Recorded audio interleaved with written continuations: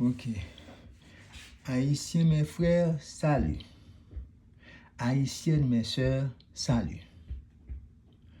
Nous, par c'est Pierre-Jean Félix, c'est le nom qu'il a, PCJF.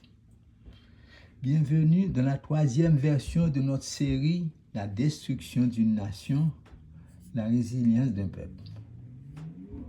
Dans cette version 3, je vous apporte la copie d'une vidéo faite aux États-Unis et qui va vous prouver de façon définitive que j'avais raison lorsque je vous répétais chaque jour que la nation est en danger. Avant de commencer la vidéo, laissez-moi faire un bref rappel. Haïtiens, Haïtiennes, frères Maxime, salut. Je dis un peu ton vidéo pour nous. Et pas vidéo, ça n'a pas regardé là, non? En réalité, c'est copie en vidéo que je porte pour nous. Une vidéo que je fais aux États-Unis. Donc, je prends une copie, je porte pour nous. Tel je vais le montrer nous. Vidéo ça, il va prouver nous que ça qu'on a dit nous, il capacité vraiment. Il m'a dit nous que la nation est en danger, nous avons perdu la République, nous avons perdu l'indépendance, nous avons perdu toute bagaille net. Nous avons perdu le pays. Donc, nous venons avec preuve pour nous que nous avons perdu le pays. OK? Bon. Dans la version 2, j'avais lancé un cri d'alarme. La nation est en danger. Nous sommes sur le point de perdre notre République partant de notre indépendance. Pourquoi? Parce que le système a un plan bien élaboré qu'il est en train d'exécuter jour après jour, étape par étape, contre le peuple haïtien. Pour qui ça? Et que nous avons perdu l'indépendance, non? Parce que le système, non, il sorti pour retirer l'indépendance. Il y a un plan bien élaboré, un plan macabre que l'a exécuté chaque jour, l'on finit étape par étape contre le peuple haïtien. Tous les politiciens haïtiens, et surtout ceux-là qui sont actuellement au pouvoir, sont au courant du plan et en détail. Tous les politiciens haïtiens, presque tous les politiciens haïtiens, ils connaissent. Mais tous les politiciens qui sont au pouvoir actuellement, ils connaissent le plan. Ils connaissent le plan très bien. Ils connaissent que Jean-Pierre Abralé l'a mené dans la dérive. Ils connaissent parce que mais il n'y a pas de problème pas ils continuent là donner. Donc ce sont tous des cons et des traîtres parce que ils connaissent sa capacité, ils connaissent que côté a mené pays mais ils continuent. Ils connaissent a détruire pays mais ils continuent faire bagaille. Ils continuent faire toute bagaille dit fait. Le système les maintient au pouvoir car ce sont eux qui doivent procéder à la destruction du pays comme tout le monde le constate chaque jour. Système qui est au pouvoir parce que le système n'est pas capable pour contrôler le détruire le pays. C'est eux même système à utiliser pour détruire le pays. Et eux même ils connaissent que c'est détruire le pays oui, mais ils détruisent quand même, ils font quand même. Pour qui ça vous fait parce que ils connaissent là au fin craser pays système nan bral prend yo la cacher yo non trou la kaili on met même rien fait pour Ariel là donc il va non exil doré donc pour eux même périsse toute la nation plutôt qu'un visa et $1. C'est comme ça bagarre là pour eux c'est deux vies sur ça. Dans la version 2, je vous avais expliqué que l'histoire a révélé que des civilisations entières ont disparu à travers le temps. Je vous avais aussi montré que quelque temps après 1492, presque tous les habitants originaires du Nouveau Monde, les indigènes, avaient disparu, pour ne pas dire exterminés. Cela va sans dire que les Indiens d'Haïti n'étaient pas épargnés. Dans la version 2, on a démontré nous que après la découverte, tout Indien te disparaît, spécialement dans l'île d'Haïti. Dans tout l'autre côté autour, Indien te disparaît, tu n'es pas capable de deal avec la situation. Aujourd'hui, je vous apporte un exemple vivant, contemporain, une situation qui se déroule en ce moment même et qui prouve clairement que nous pouvons aussi disparaître en tant qu'une nation souveraine. Dis-nous ça encore. C'est répété, m'a répété même, je ne cesserai de le répéter. Nous qu'à disparaître en tant qu'une nation souveraine. C'est me répéter plusieurs fois pour qu'à entrer dans la tête. Si nous pas dégager nous unis, nous disparaître. Quand nous consultons l'histoire, nous voyons que dans la majorité des cas de disparition de peuples ou de civilisations, il y a souvent un rapport de force en présence, et ceci depuis le commencement. Donc, nous voyons que dans l'histoire, chaque fois que dans l'habitude des civilisations, nous voyons que chaque fois que une civilisation ou un peuple qui disparaît, c'est toujours, dans la majorité des cas, c'est toujours un autre peuple qui est plus fort, qui efface, qui élimine. Parfois, très rarement, il y a des causes naturelles. Mais en général, c'est l'autre peuple qui élimine. Ça veut dire que go a mangé pipitia. Il paraît que comment on dit ça? Il paraît que c'est une loi de la nature. Donc, pas dit 100%, mais il paraît que c'est une loi de la nature. Parce que, regardez bien, dans la jungle, lion, tout petit bête petit, il mange tout. Il n'y a pas une discussion. C'est des salves. Il mange tout, lion mange tout petit bête petit. Ou alors, non, mais aussi même pas là. Gros poisson a venu, petit poisson, le gros poisson a venu, c'est pour fouer colombe en roche immédiatement. Parce que si par exemple fouer colombe en roche, gros poisson a valé. Donc, il paraît que c'est une loi de la nature. Et donc, c'est pourquoi, au XVIIe siècle, un écrivain français du nom de La Fontaine a résumé ce phénomène, ce abus de force, en une seule phrase. La raison du plus fort est toujours la meilleure. Nous songeons très bien, Fable, le loup et l'agneau. OK? Bon.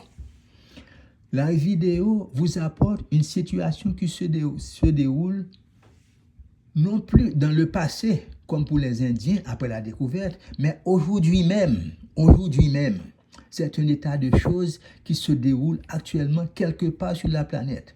Tout ceci pour vous convaincre que ce qui est arrivé dans le passé peut encore arriver aujourd'hui.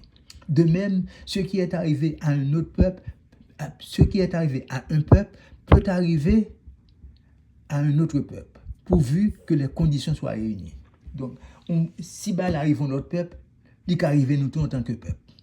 Dans cette situation, les conditions sont les rapports de force. Donc, vidéo, avant moi passer pour nous, bonne référence là. C'est Real Life Law. Why America's most controversial military bases school exist. Donc, là où ouvert vidéo, on pas joindre histoire là immédiatement parce que l'autre histoire il a raconté de Guantanamo, de toute l'autre bagaille. Mais les fin parler, l'arrivée dans mi-temps vidéo on va commencer un livre ouvert ou pas comment ou commencer histoire dans mi-temps ou commencer le livre là dans mi-temps. C'est la chapitre pour là commencer. Ouvrir le livre là ou commencer le chapitre pour là qui est dans mi-temps.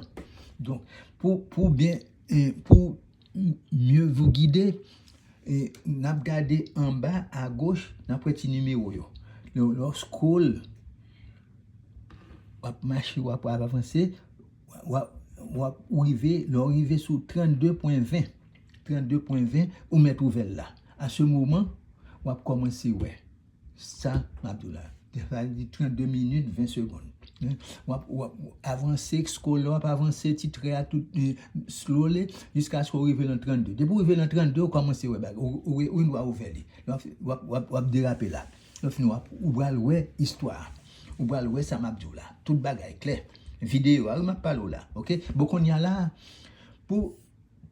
avant de vous montrer la vidéo, je vais résumer pour vous afin que tout le monde puisse comprendre sans effort.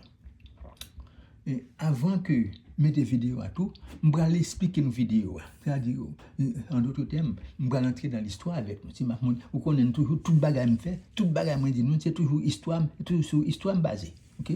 Pas dit rien, non deviner. C'est sur histoire basée. Donc, je vais montrer nous dans la vidéo, dans l'histoire, que ça m'a dit non, c'est ça. Il s'agit d'une île comme la nôtre, mais située dans l'océan Indien, très loin d'ici. Cette île s'appelle Diego Garcia. Donc, son île, il appartient à un archipel, oui, mais il choisi une île, ça, il est Diego Garcia. Si même Haïti appartient à un archipel, vous gagnez l'archipel des Antilles, vous gagnez Cuba, vous gagnez Grandes Antilles, Petites Antilles, Cuba, Haïti, Jamaïque, Porto Rico, Trinidad, Guadeloupe, etc. Mais c'est même gens tout, et Diego Garcia, il appartient à un archipel, ok?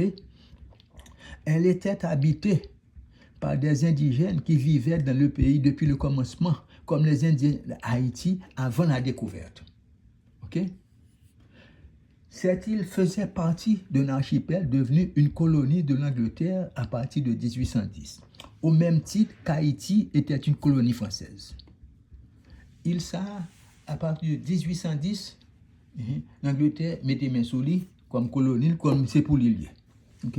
Nous connaissons ça, nous connaissons fait colonie. Très bien. Pour ne pas entrer dans trop de détails au risque de vous confondre, je vais essayer de résumer la situation exactement là où l'histoire de ce peuple nous intéresse en tant qu'Haïtiens. Donc, pour ne pas entrer dans trop de détails, pour ne pas perdre du nom, je vais aller expliquer nous ça exactement qui concerne nous en tant qu'Haïtiens. Je vais montrer nous côté et histoire peuple ça concerne nous en tant qu'Haïtiens. Entre 1965 et 1968, les États-Unis se sont montrés intéressés dans la possession de cette île pour une base navale à cause de sa position stratégique au cœur des grandes routes maritimes de l'océan Indien. Nous sommes bien, nous disons que c'est Diego Garcia l'île. Il a relé Diego Garcia. Même Jemtadou, il pas dans l'île d'Haïti. Donc, il a relé Diego Garcia. Entre 1965 et 1968, les États-Unis montré intérêt que l'intéressé pour prendre l'île ça. Parce qu'il voit que son île qui est capable bon pour lui pour base navale à cause de sa position stratégique au cœur des grandes routes maritimes de l'océan Indien. Nous allons voir, il va montrer nous. Donc, il a une position stratégique. Parce que il a une position stratégique parce que c'est là, dans la vidéo, c'est là tout gros bagage, un rapport avec l'Afrique, l'Asie, tout rapport. Je ne vais pas besoin de parler plus là-dedans, rapport, ok? Donc, c'est même genre tout. Haïti est situé dans le canal du vent. Donc, c'est une position stratégique à cause de sa proximité par rapport au canal de Panama. Donc, c'est même bagarre. C'est même bien bagarre. C'est même que c'est miroir. Une semble à l'autre. Alors, les États-Unis ont contacté l'Angleterre et leur ont fait part de leur intention d'acquérir l'île. Alors, États-Unis contacté l'Angleterre, grande puissance contacté grande puissance du que l'île ça a besoin pour ban moi. Explose. À un moment de la durée, les deux grandes puissances ont entamé les négociations. D'après le contrat, donc après à un moment de la durée, négociata pour négocier qui l'Angleterre va longer il la bali, américain. On connaît qui va y. D'après le contrat, UK livrera l'île aux USA qui, en retour, les paieront en leur fournissant des matériels nucléaires. Vous connaissez, dans l'aviation, on a fait des bombes à bord, spécialement entre les pays. Ça n'est pas pour faire de grandes puissances, non, ça va faire de entre pays. Si pays ça bon bagage, il faut que vous bagage pour balayer tout même. Si vous bagage pour balayer, vous pas là-dedans.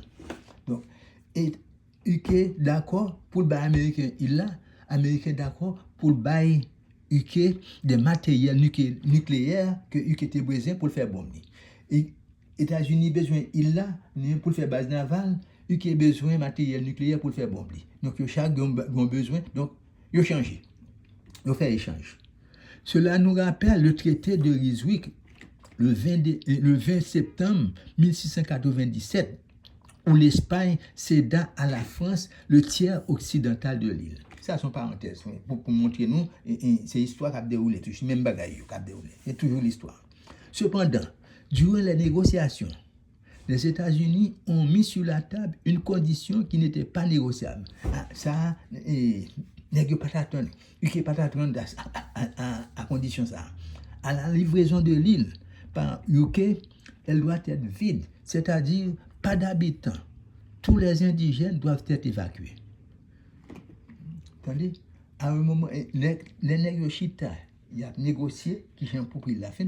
Alors, Américains paraissent avec condition ça dit que m'bavle pour bam il la vide sans moun la donné. Pas besoin aucun habitant. UK accepté, l'Angleterre accepté. N'avait pas le choix. C'est exactement ce qu'a fait l'Angleterre. Ils ont vidé l'île de tous ses habitants. Donc, l'Angleterre fait exactement ce qu'Américains ont dit. Ils ont retiré tout le monde dans l'île là. Alors, on voit qu'ils calculent les gens là depuis longtemps dans l'île là. Même j'ai dit que dans l'île depuis longtemps, depuis le commencement. Personne par contre depuis combien de temps et mais c'est même bientôt nous par contre comme depuis combien de temps monde ça été dans île donc yo vinn joindre dans île là donc UK l'Angleterre retire tout second 2000 qui t'a fait résistance yo poussé d'eau yo entendez il y avait quelques 2000 qui résistaient ils ont été expulsés par force et pas même dire non n'a pas li dans vidéo yo dit que yo poussé d'eau yo expulsé par force yo poussé d'eau OK je vous apporte cette vidéo pour vous prouver et vous convaincre que les peuples disparaissent encore aujourd'hui. Ces pauvres indigènes qui furent chassés de leur pays d'origine sont maintenant éparpillés à travers les autres îles de l'archipel et aussi à travers les pays avoisinants, comme le sont aujourd'hui nos frères haïtiens, nos sœurs haïtiennes. Donc, c'est même gens nous, haïtiens, éparpillés de tous côtés, en attendant que ils poussent d'eau nous, en attendant que reste qui était dans nous, ils poussent d'eau nous. Je sais que beaucoup d'entre vous sont encore sceptiques que la patrie est en danger jusqu'au jour où ils seront face à la réalité. Vous connaissez jusqu'à présent, il y a un pile de nous qui ne pas quoi ça arriver. Quoi que nous, là, mais puis devant, il y a l'autre vidéo. OK. Nous allons parler à la fin. Comme vous allez le constater, c'est une histoire contemporaine. Il y en a d'autres que je suis sûr que, mais je suis sûr que celle-ci est suffisante pour vous donner une idée de la véracité, la gravité de la situation. En d'autres termes, et pas me porter ça pour nous, mais de l'autre côté, il y a poussé d'eau mon yoto. Même gens, elle n'a pas besoin d'entrer dans toute l'autre bagaille, pas dit mon yoto, pas fouiller zone dans calalo. Donc, pas fouiller comme en quel l'autre bagaille, pas fouiller bouche mais trois fois dans l'autre côté. Cependant, nous créole parler, créole comprendre. OK? Bon. Suffit. Il y en a d'autres, mais je suis sûr que celle-ci est suffisante pour vous donner une idée de la véracité et la gravité de la situation. Je répète pour nous. OK? Bon. Finalement, cette vidéo était montée et rédigée par des Américains dans la ville de Dallas, dans l'État de Texas, aux États-Unis. OK? Bon. Qu'on y a là, bon petit moment là, je vais préparer, je vais mettre vidéo pour nous. Là, prend mon petit temps parce que je ne suis pas fort dans ça. Donc, excusez-moi pour des inconvéniences.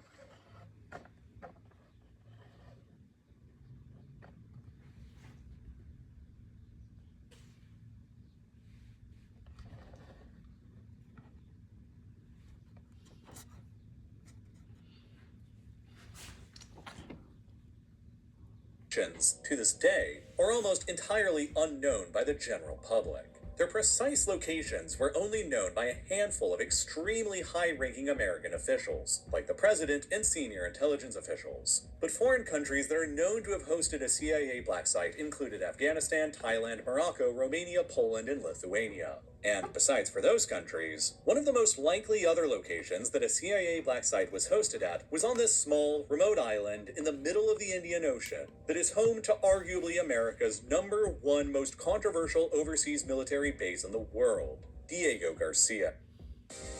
Get matched today with the tax expert who's just right for your situation.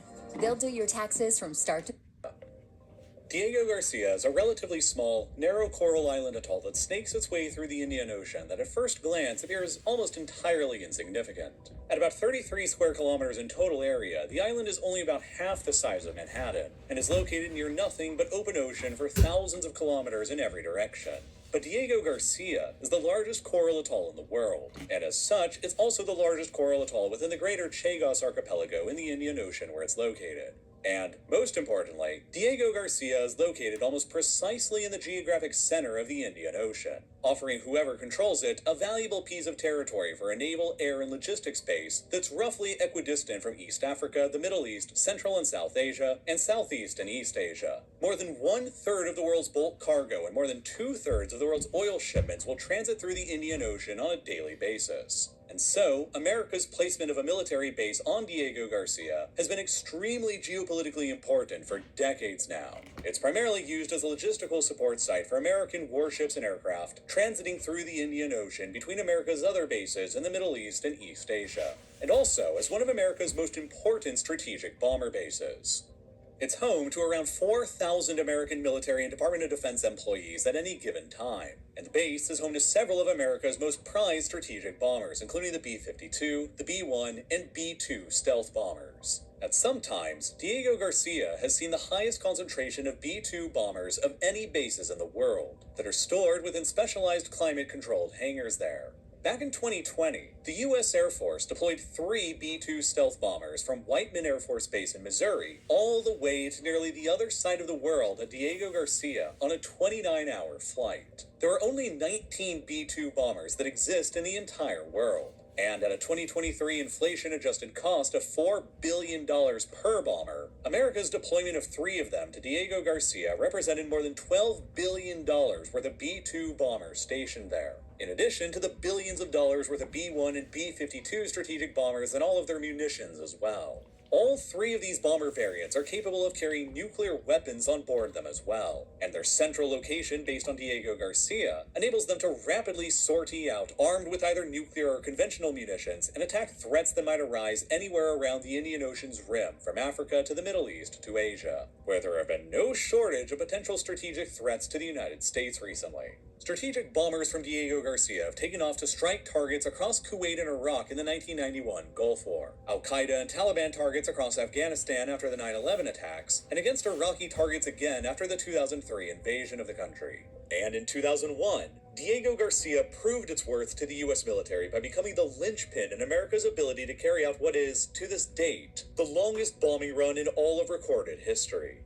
One day after the United States initiated Operation Enduring Freedom and invaded Afghanistan to topple the Taliban, a B-2 stealth bomber named the Spirit of America took off from its headquarters at Whitman Air Force Base in Missouri. It flew 4 hours west across the country, where it met up with the first round of aerial refuelers just off the coast of California. Then it continued flying another 4 hours across the Pacific until it rendezvoused with a second round of aerial refuelers that loaded it up over Hawaii. Then it kept on continuing to fly across the Pacific until it rendezvoused with a third round of aerial refuelers that loaded it up again when it reached Guam, a U.S. territory. And then it still just kept on flying until it met up with a fourth round of aerial refuelers that took off from America's base in Singapore to fuel the bomber up over the Strait of Malacca. Then it still just kept on flying until it reached near Diego Garcia in the middle of the Indian Ocean, where a fifth round of aerial refuelers took off to load it completely full of fuel once again. Then, about a day after they took off without ever landing once, the Spirit of America flew straight to Afghanistan, where it dropped its bombs across multiple Taliban and Al-Qaeda targets in the country, before it flew back to actually land at America's base on Diego Garcia, having spent a grand total of more than 44 hours continually flying in the air without landing once, and bombing targets on the complete other end of the world. all thanks to the US military's global logistics system and the bomber base on Diego Garcia. Are you in need of a new roof? At Addix, we connect you with local roofing programs to get you a new roof. And on top of the bombers based on the island, Diego Garcia has enough stockpiles of weapons, munitions, fuel, and other supplies, with enough support ships based there to arm and equip an expeditionary force of up to 16,000 Marines that can be rapidly deployed to anywhere around the Indian Ocean's shoreline and be supported for up to 30 days of full combat operations without receiving any resupplies from the rest of America's military infrastructure all around the world, which greatly enhances America's ability and willingness to quickly respond to threats around the world. And located thousands of kilometers away from any potential enemies across the vastness of the Indian Ocean, those potential enemies will struggle with actually responding to the American presence on Diego Garcia and doing anything about America's ability to coordinate logistics and attacks from it. Moreover, Diego Garcia is located only about 2,200 kilometers away from the Malacca Strait, the narrow maritime choke point through which the majority of China's oil and gas supplies transit through on their way from the Persian Gulf.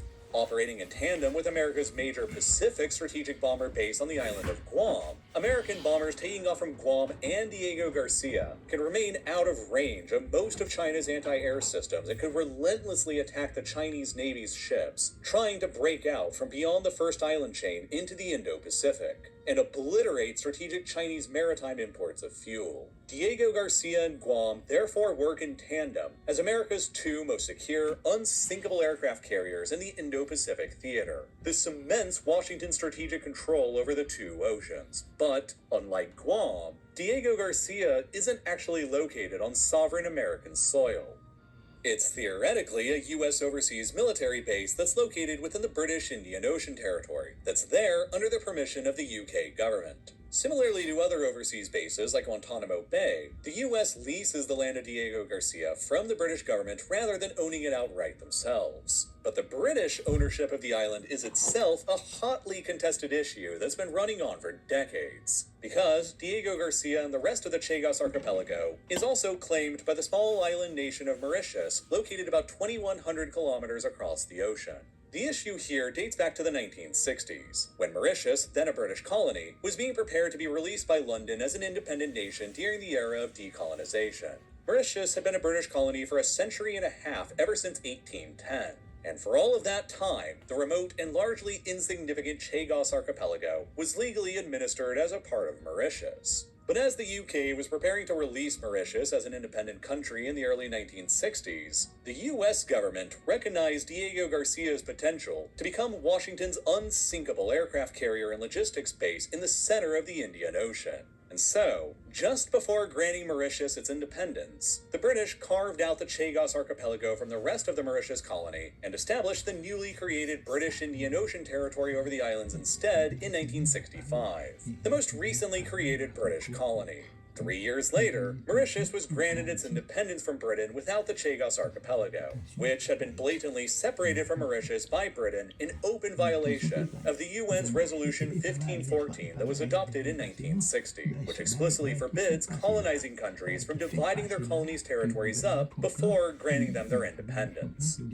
Nonetheless, the US encouraged the British government to keep the Chagos archipelago so that London could lease the island of Diego Garcia to the United States so they could build their military base. And then Washington sweetened the deal even further by offering the UK discounted prices on purchases of American nuclear weapons. Most controversially of all, however, was that the US requested that Diego Garcia be handed over to them for their base construction free of people or inhabitants, so as to maintain the base's secrecy and reserve it for only authorized military personnel. Then, believing that the US might eventually want to lease other islands in the Chagos archipelago for future military bases beyond Diego Garcia, the British government decided upon a policy of forcefully expelling the entire indigenous population of the islands known as the Chagosians. Around 2,000 Chagosian people were rounded up by the British in the early 1970s and exiled from their homeland, largely to Mauritius and the Seychelles, without any compensation or further assistance offered, where they and their descendants have largely remained in desperate poverty ever since. And in order for the UK to not have to report to the UN about its continued colonial rule in the Chagos archipelago, the British government falsely declared to the UN at the time that the Chagos archipelago had no permanent inhabitants.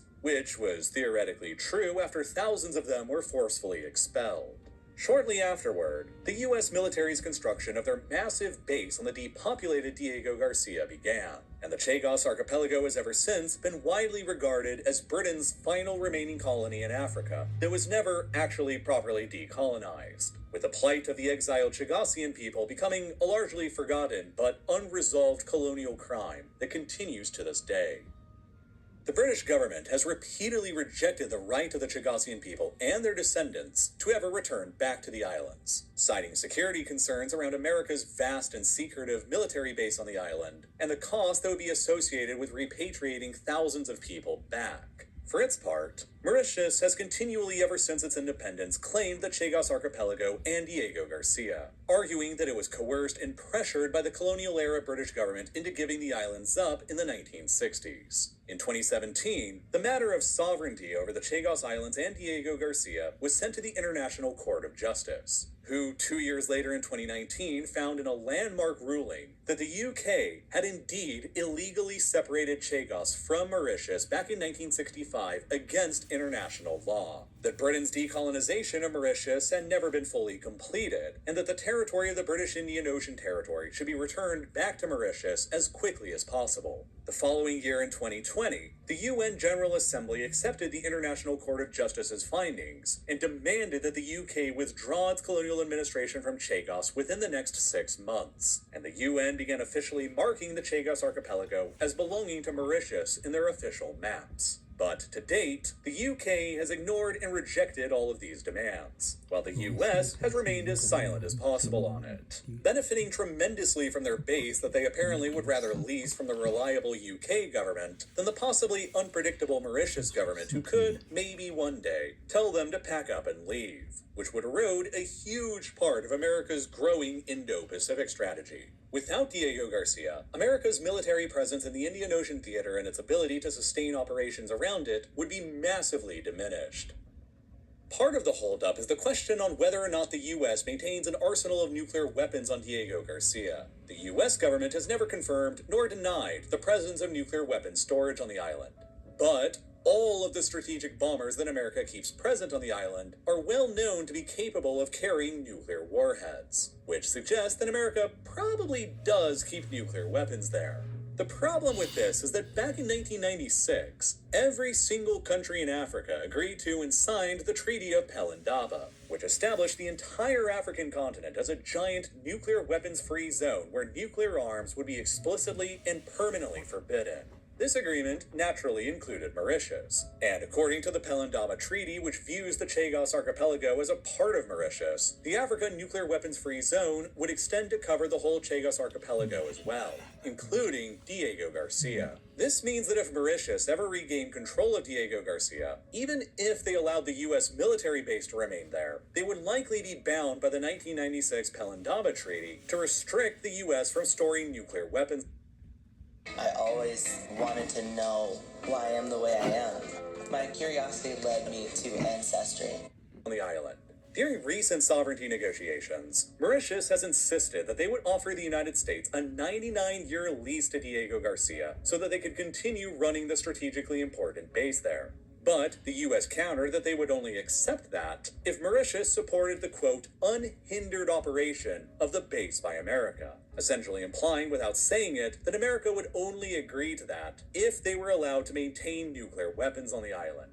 And since the British probably let them do it without any fuss, the Americans just prefer to side with the British over the island's sovereignty dispute, even though that opinion is against virtually the entire international consensus and makes London and Washington both appear to be hyper-hypocritical when it comes to condemning the actions of other states doing similar things like Russia and Ukraine.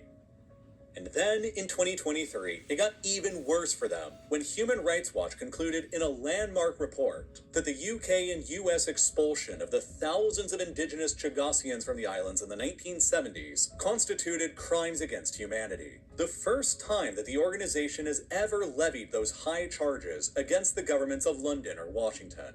But the U.S. is also worried that if they ever allowed the Chagosians and their descendants to return to Diego Garcia, there could be thousands of civilians on the island where presently no civilians at all are ever allowed to enter. Diego Garcia is among America's most secretive military bases because it's isolated in the middle of nowhere. And anyone who enters it has to be either a military or a Department of Defense employee with explicit authorization to enter from the base's commander. It's so restrictive that not even military or Department of Defense personnel can bring their spouses or family members to the base with them. They all have to come alone and unaccompanied. With the presumption that the U.S. secretly maintains an arsenal of nuclear weapons on the island, and widespread accusations that the remote island provided the perfect remote location for CIA black sites during the War on Terror, the U.S. government probably has good reasons to keep as many potential eyes away from the base as possible, even if it means doubling down on refusing to allow the Chagassians to return and perpetuating a colonial crime that taints the United States with a charge of crimes against humanity.